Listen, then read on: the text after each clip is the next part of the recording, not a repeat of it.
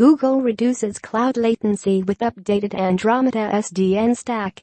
Google on Wednesday took the wraps off latest version of its Andromeda, the software-defined network (SDN) stack that underpins the Google Cloud Platform (GCP).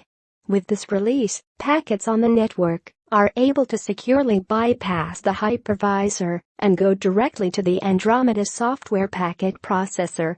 This should reduce latency between Compute Engine VMs by 40% over the previous version of Andromeda.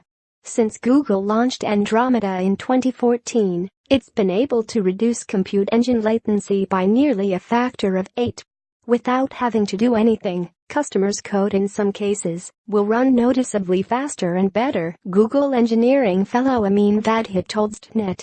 While network performance is often measured in bandwidth, Vadhat said that low latency is critical, especially as the world moves to distributed computing as a basis for delivering services. With multitudes of processes spread across multiple data centers, there's going to be a lot of communication back and forth, he explained. Our philosophy is how do we make sure that you, running on our virtualized infrastructure, can enjoy the same performance as if you were running on bare metal.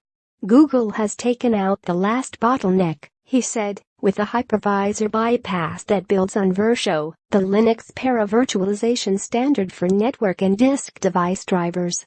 From here, Google anticipates continued improvements in both bandwidth and latency, Vadhat said. We can do that by basically speeding up the network path underneath and working with the Linux community on delivering optimizations on how the application can go to the network more quickly. Improving latency is more challenging because, unlike bandwidth, you don't get the free ride of new hardware making things faster and faster, Vadhat explained. Still, he said, we have been continuously driving